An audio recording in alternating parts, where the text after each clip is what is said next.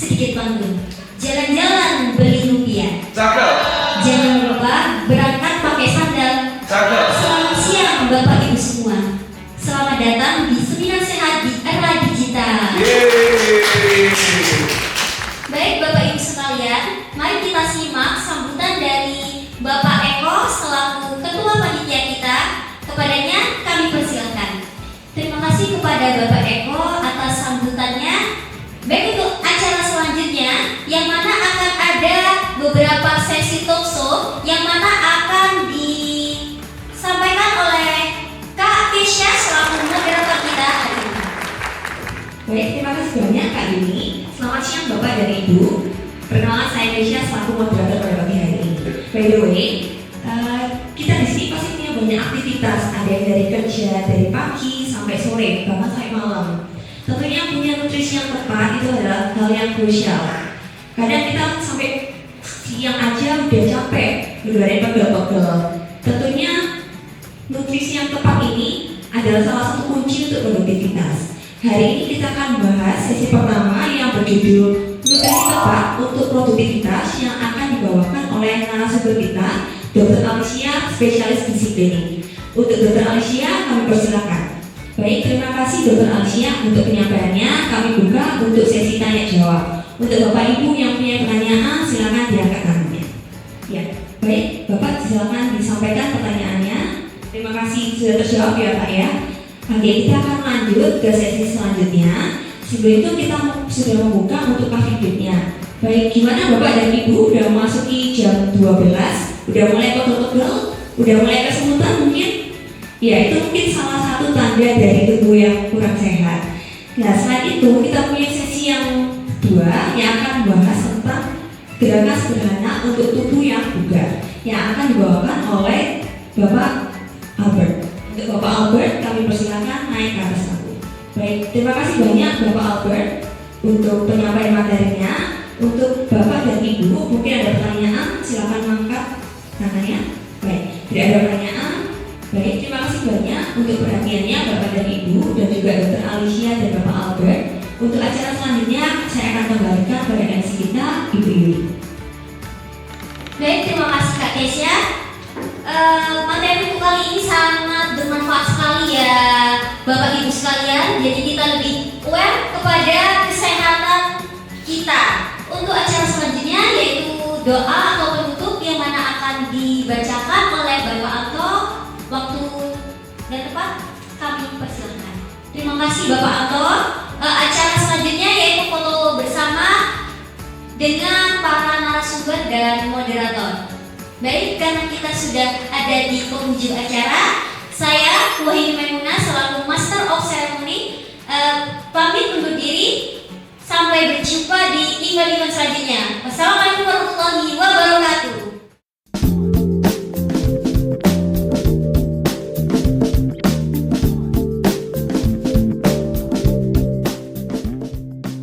Kongsi, kami ucapkan selamat datang di Ming Garden Resto. Hari ini bertepatan pada tanggal 28 Januari 2025 yang bertepatan di Ming Garden Resto. Kita akan merayakan Imlek bersama. Senang sekali saya, Feli, Dan saya Kesha dapat menjadi MC di acara hari ini. Bolehkah saya minta tepuk tangannya? Terus saya makin manis sebelum kita mulai acara ya Fel. Kita ada ice breaking. Kita akan saut-sautan. Jadi karena memperingati Imlek, kita akan belajar bahasa Mandarin sedikit. Kalau saya bilang bagaimana kabarmu, kalau dalam Mandarin itu nggak Fel? Bahasa Mandarin apa? Apa ya? Nah itu ya, jadi bahasa Mandarin gimana kabarmu hari ini itu ni hao. Ya kita bisa kan jawabnya baik. Baik itu artinya di Mandarin hao. Ya hao. Jadi kalau kita sautan ni hao, nanti kalian bisa bantu jawab Han hao. gitu ya teman-teman ya. Kita jawab dulu ni hao. Han hao. Oke, coba lagi ya, mungkin kurang semangat Oh, kali ya. iya. Ini soal belum mulai acaranya. Oke, ni hao. Han hao. Iya, jadi sebelum mulai kita acara, tepuk tangan dulu yang punya. Oke, kalau begitu boleh kita mulai saja acaranya. Boleh ya? Pertama-tama ada performance barongsai dari Yang Young Academy. Silakan. Dulu ya, mereka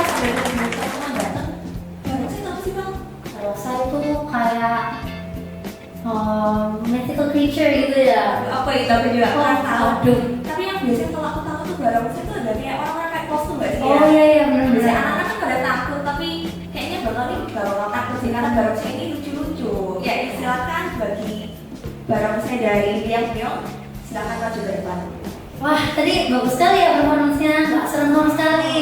Ya, gak ada nangis juga ya, Nggak ada. yang malah happy. Selain dari barongsai dari Liang Pyong, kita akan juga ada tradisional Tionghoa dari Min Garden yang akan diikuti dengan acara spesial. Tahu nggak acara spesialnya Bel? Nanti apa ya ini ampau-ampau gitu ya. Iya, jadi kan yang paling tunggu dari Imlek itu kan pasti angpau kan ya. Jadi sebelum nanti kita ada acara tradisional tarian, akan ada pembagian angpau untuk anak-anak. Jadi ini buat anak-anak Bel. Jadi kita nggak bisa ya. Iya, jadi khusus buat anak-anak. Jadi anak yang masih kecil bisa maju ke depan. Nanti akan ada pembagian angpau bagi anak yang beruntung. Oke, silakan kita sambut dari tradisional Tionghoa dari Min Garden. Oke, tepuk tangan ya. Wah kalau dibagikan angpaunya anak-anaknya langsung rame ya tadi. Iya, kalau dewasa mau juga kayaknya Bel ya. Oh ya mau. Oke. Sekarang next, jangan pergi dulu ya guys, karena ada yang lebih seru lagi nih. Tari Kipas by Rolling Dance Academy. Ini pernah lihat nggak ya tari Kipas itu? Nggak pernah kita itu mungkin dua kipas kali nggak pernah tahu. Ya saya cuma tahu ya. Iya. Baru lihat ini ya. Iya, baru. Oke, mari kita sambut Rolling Dance Academy. Wah bagus banget ya tari kipas nih, baru first time aku lihat tari kipas ternyata sementara ini dan ternyata susah ya kalau kita sendiri coba gitu ya. Jadi kita sangat bagus sekali appreciate buat teman-teman yang ada performance dari barongsai, dari tradisional ataupun dari tari kipas. Oke guys, jangan kemana-mana dulu ya. Nah kalian ini ada yang belum makan nggak ya? Aku Oh, belum ya. Gitu. Oh iya ya. Ini Mi Garden sudah sediakan dinner dan performance bela diri. Jadi kalian jangan pulang dulu. Mari kita nonton juga sama-sama. Seru banget ya, jadi sambil makan kita bisa nonton Iya. performance juga Benar-benar. ya. Oke, terima kasih atas hari ini keseru-seruannya sudah hadir sampai akhir. Nah, saya Feli Dan saya Keisha. pamit mengundurkan diri. Semoga di tahun Imlek tahun ini kita akan semakin apa ya? Semakin sehat, Iya. banyak rezeki, terus semakin banyak makannya juga. makan ya. Oh, ya nggak boleh ya. Iya, oke.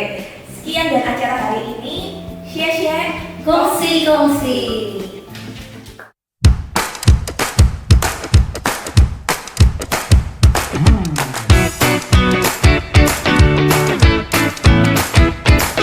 Selamat siang Bapak Ibu semua. Bagaimana kabar hari ini? Baik. Oke. Perkenalkan saya Keisha Warta Putri dari Rumah Sakit Petrokimia Gresik. Sebelum mulai acara, saya coba tanya dulu beberapa hal ke Bapak Ibu. Tadi yang sudah sarapan, berapa orang coba angkat tangan? Oh banyak ya. Tadi yang kesini berangkat naik mobil pribadi atau diantar? Berapa orang? Banyak juga ya ternyata. Tentunya kita pada hari ini kita kumpul bersama, pasti mau mendapatkan sesuatu yang berguna di kehidupan kita sehari-hari. Sebelum kita memulai acara, saya ingin menyampaikan cerita singkat dulu, yang judulnya adalah Anak Elang dan Si Induk Ayam. Jadi suatu hari ada si induk ayam. Si induk ayam ini bertelur beberapa butir. Dia saat mengalami telurnya melihat kok ada yang beda dari telurnya. Ternyata ada telur yang warnanya lebih gelap. Tapi tanpa curiga, si induk ayam ini tetap mengerami telurnya sampai telur ini menetas. Saat menetas pun ternyata ada satu ekor ayam yang warnanya berbeda dari teman-temannya, dari saudaranya. Warnanya hitam. Kita sebutnya si anak ayam ini anak elang karena dia warnanya hitam. Si induk ayam itu tetap sayang sama anak-anaknya, diajak makan, diajak jalan-jalan. Suatu sore waktu mereka jalan-jalan mencari cacing untuk makan, tiba-tiba ada satu ekor binatang terbang di langit, bentuknya gagah berwarna hitam. Si anak-anak ini merasa ketakutan, kecuali satu ekor si anak elang ini. Dia melihat ke atas, melihat wah gagah sekali si binatang terbang ini, warnanya hitam mirip kayak seperti dia, kemudian terbang dengan gagah. Anak-anak yang lain pada ketakutan, kemudian masuk ke rumahnya. Si induk yang melihat si satu binatang besar ini, melihat kondisi tersebut pasti khawatir. Dia meminta anak-anaknya untuk masuk ke dalam rumahnya. Tapi beda dengan si anak elang. Si anak elang malah takjub dan melihat ke atas. Si induk ini marah, kemudian mengatakan, ayo kamu segera masuk, nanti kamu bisa mati ditangkap binatang besar tersebut. Saat masuk, si anak elang ini memikirkan badannya itu warnanya mirip dengan si binatang terbang itu. Tapi tanpa mencari tahu lebih lagi, si anak elang ini hidup bersama dengan saudara-saudaranya, hidup seperti anak ayam. Dia makan cacing dan intinya dia tidak pernah belajar untuk terbang dan dia mati sebagai anak ayam. Gitu. Jadi inti dari cerita ini kita belajar bahwa sebenarnya anak elang ini jika mencari tahu lebih dalam siapa dia sebenarnya, jadi dirinya seperti apa, tentu dia akan bisa belajar lebih lagi. Dia bisa terbang bahkan lebih tinggi seperti ibu elang tersebut. Sama seperti kita manusia terus bertumbuh, terus berkembang, dan jangan pernah takut untuk ditekan dengan orang ataupun merasa disepelekan. Kita bisa belajar lebih lagi dan juga kita belajar seperti anak elang yang terus mau belajar supaya hidupnya tidak stuck di sana. Dan kita bisa terbang bersama, jadi orang yang sukses dan hidup bahagia. Baik, sekian cerita singkat dari anak elang dari induk ayam. Semoga Bapak Ibu dapat mendapatkan suatu hal yang berguna bagi hidup masing-masing. Terima kasih.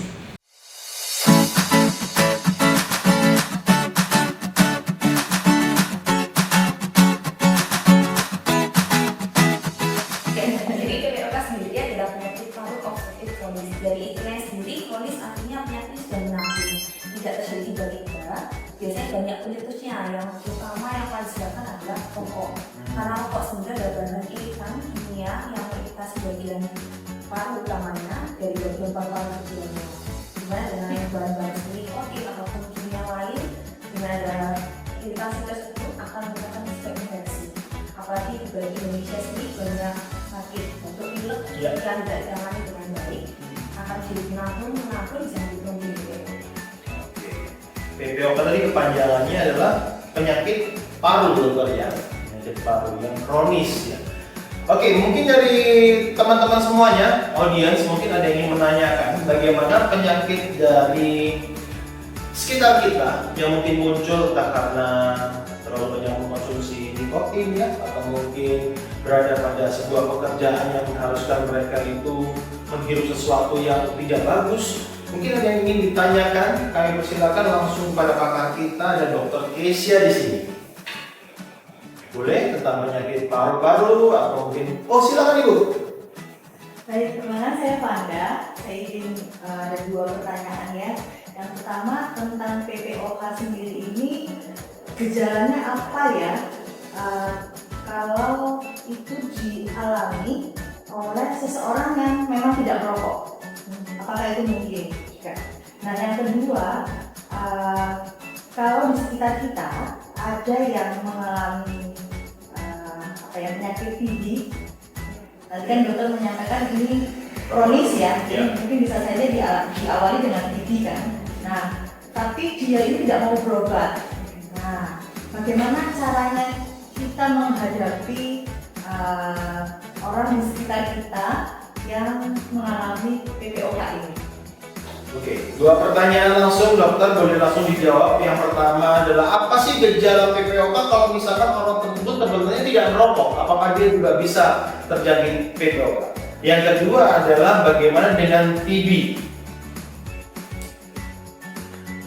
Untuk yang pertama ya, dia menanyakan masalah PPOK sendiri, gejala seperti apa. Jadi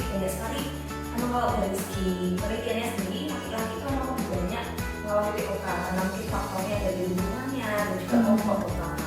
Ya tapi kualitas sendiri juga banyak kalau PPOK misalnya kan paparan ditopoknya dari lingkungannya sendiri. Pasif ya. Jadi gejalanya apa? Dia dari gejala pernapasan, dimana gejalanya dari 3 bulan selama 2 tahun berturut-turut.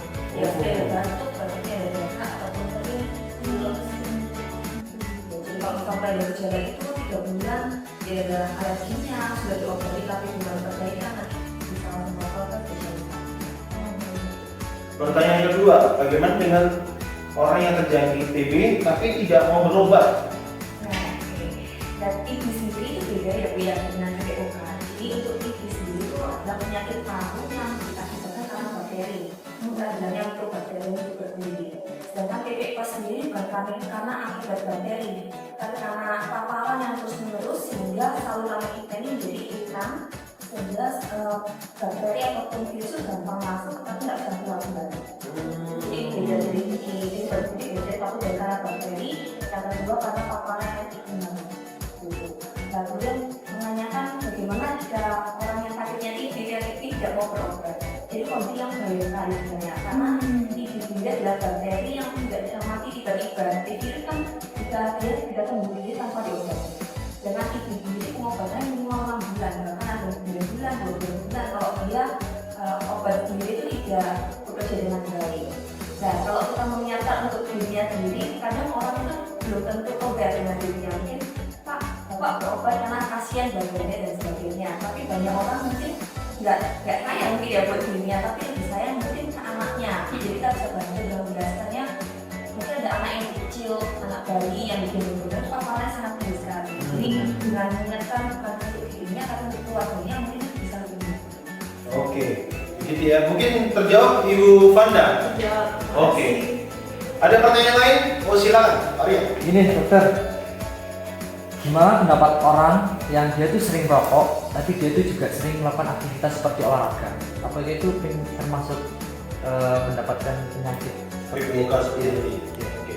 Orangnya ini merokok dokter, tapi kalau misalkan dia itu masih rajin olahraga, di setelah olahraga biasanya kan kita minum, kalau enggak dia merokok.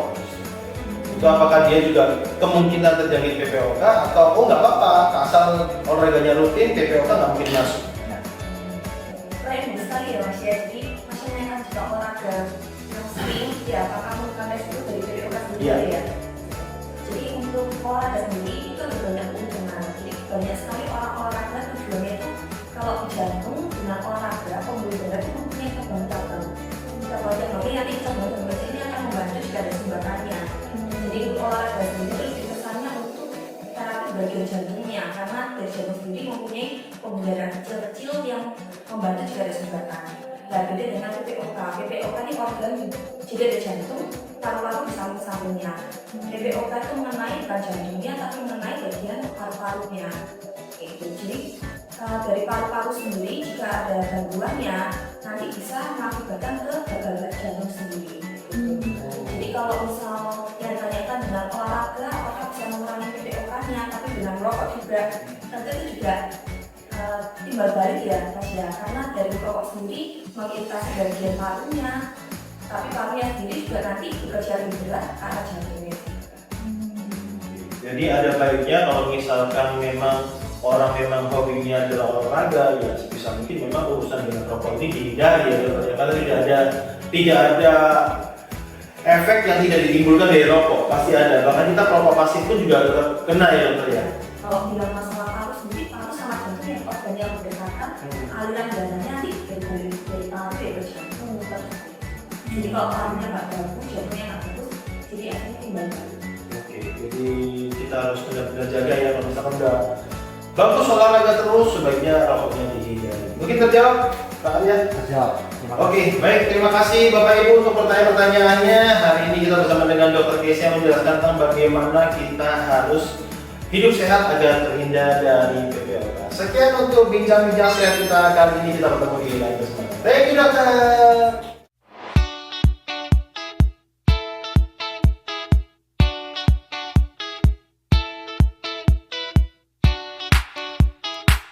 Assalamualaikum warahmatullahi wabarakatuh. Waalaikumsalam.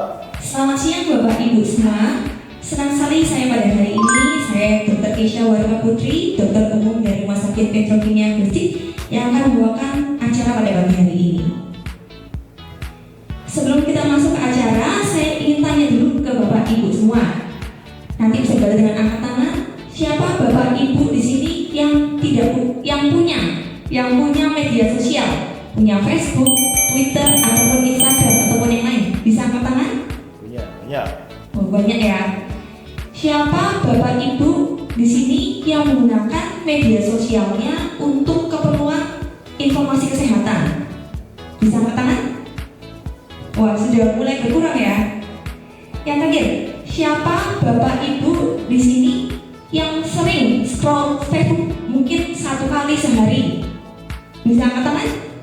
Banyak sekali ya. Ada juga ibunya ya yang scrollnya mungkin nggak sekali ya. Berapa ibu seringnya?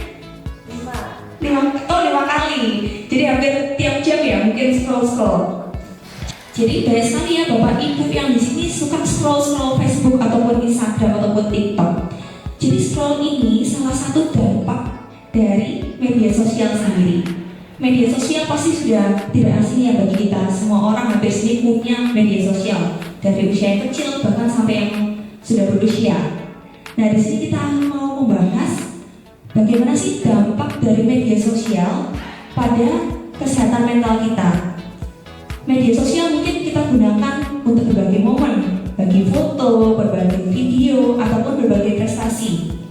Namun ada juga kadang orang udah mempost sesuatu, kepikiran post-postan ini ternyata bagus atau enggak, atau disukai nggak sih sama banyak orang. Dan itu membuat kita jadi cemas dan khawatir. Apakah postingan ini yang harusnya tujuannya untuk berbagai momen malah jadi pemikiran yang kita posting haruskah bagus atau tidak. Nah, di sini kita akan membahas bagaimana sih dampak dari media sosial untuk bagi kaum kita sebagai kaum orang awam menggunakan media sosial secara bijak. Media sosial di sini kita gunakan yang pertama untuk berbagi foto ataupun video. Tujuannya untuk menarik interaksi dari orang-orang sekitar. Bisa dari mungkin teman-teman kita yang SMA sudah tidak ada kabar dengan kita, melihat foto kita, tahu perkembangan kita, kemudian bisa kontak-kontak lagi. Itu adalah salah satu hal yang menyenangkan yang bisa kita cari tahu lagi lebih dalam dengan orang-orang di luar kita. Bisa juga menambah interaksi ataupun menambah koneksi bahkan. Mungkin ada banyak cerita dari orang-orang yang sering menggunakan media sosial tiba-tiba jadi artis atau tiba-tiba jadi selebgram, malah menjadikan pemasukan tambahan, jadi pekerjaan sampingan juga. Tapi dampak negatifnya pun kadang kita menghabiskan banyak waktu untuk scrollnya atau bahkan cuma mengecek jumlahnya berapa orang yang nge-likes ataupun sharing ataupun komen. Sedangkan waktu-waktu yang kita gunakan harapannya adalah waktu-waktu yang berguna untuk kita. Dari dampak negatif tersebut mungkin ada salah satu yang paling sering dialami oleh anak-anak muda, yaitu adalah kecemasan ataupun mental health. Kadang orang suka membandingkan hidupnya dengan hidup orang lain. Kadang yang orang post ternyata sangat bagus sekali sehingga orang-orang itu merasa apa yang mereka capai sangatlah baik sehingga ada muncul rasa iri ataupun yang lain. Nah, jadi untuk penggunaan media sosial sendiri, jangan sampai media sosial yang kita gunakan secara tujuannya untuk bermanfaat malah menjadi hal-hal negatif yang mengganggu mental health kita. Salah satu cerita dari saya sendiri, waktu zaman saya SMP ataupun SMA, bahkan saya masih awal kuliah, saya ini coba iseng-iseng ikut teman saya mengaktifkan dari settingan dari mode biasa menjadi ke profesional ataupun bisnis. Di sana saya bisa melihat jumlah-jumlah, angka-angka dari orang-orang yang meng-likes ataupun komen ataupun sharing. Kalau angkanya tinggi saya senang sekali, bahkan saya sering tunjukin ke saudara-saudara saya kayak, oh ini angkanya tinggi loh, nanti ada keseringan mulai ngeceknya, mungkin awalnya cuma sekali sehari, lama-lama bisa jadi tiap jam, bahkan tiap menit saya pulang-pulang sendiri video tersebut untuk cuma pantau angkanya nambah atau enggak. Setelah dipikir-pikir, kenapa sih saya harus fokus ke angka? Sedangkan angka, number just is number, tidak akan membuat saya juga nggak mungkin jadi terkenal tiba-tiba juga kan ya. Jadi saya berpikir ternyata settingan ini yang harusnya tuh membantu untuk kaum bisnis mungkin mungkin ya untuk memantau target pasarnya, konsumennya ataupun audiensnya yang untuk kaum bisnis bermanfaat, tapi untuk saya malah menghabiskan waktu saya, waktu yang berguna ini yang harusnya bisa buat belajar, bisa nambah skill ataupun bisa ketemu orang secara real, malah jadi terbuang sia-sia untuk mengecek hanya angka ini. Jadi saya sudah nonaktifkan untuk bagian mengecek angka-angka ini menjadi ke mode biasa. Nah, sama seperti saya, mungkin Bapak Ibu di sini juga merasakan hal yang sama. Ketika melihat angkanya sedikit, mulai menghapus fotonya atau mulai berpikir apakah ini bagus atau tidak. Padahal kita kembali lagi ke media sosial diciptakan untuk apa, tujuannya untuk apa. Tujuannya pasti lebih yang bermanfaat, bisa untuk berbagai momen. Bahkan momen itu jauh lebih esensial dibandingkan jumlah angka. Seperti itu. Ya, jadi saya berharap dengan materi hari ini kiranya bermanfaat dan berguna bagi Bapak Ibu semua. Oke, sekian dari saya Dr. Kesha, izin pamit undur diri. Selamat siang dan terima kasih.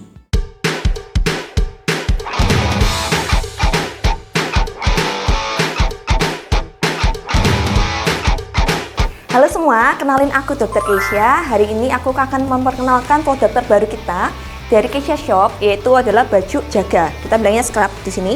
Jadi dia tuh satu set baju sama celana. Ini adalah model terbarunya kita karena baju sama celana ini adalah modelnya bisa kita masukkan ataupun keluarkan.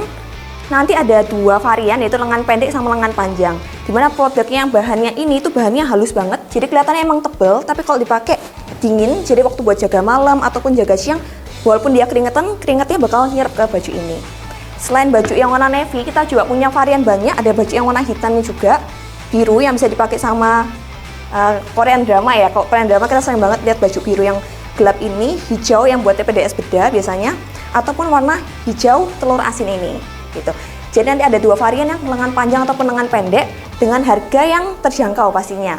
Mungkin teman-teman ada yang mau nanya, silakan komen-komen nanti saya akan masukkan di keranjang kuning ya. Untuk komennya Jaganya berapa harganya? Oh iya, jadi untuk baju ini karena ini barusan pertama kali kita buatkan yang model terbaru, dia ada harga promo. Jadi kalau kita belinya bisa beli bajunya aja ataupun celananya ataupun satu set. Kalau kita beli yang baju aja harganya 150, yang celana juga 150, tapi kalau kita belinya bareng harganya jadi diskon jadi 250. Jadi lebih untung kalau kita belinya satu set ini.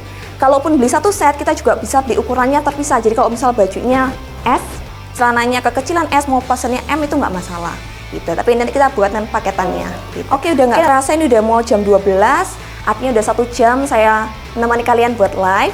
Nanti kalau misal mau tanya-tanya ataupun mau beli di produknya kita, nanti saya sematkan di keranjang kuning kita. Ya, sekian, saya Kesha. Sampai ketemu di live selanjutnya. See you.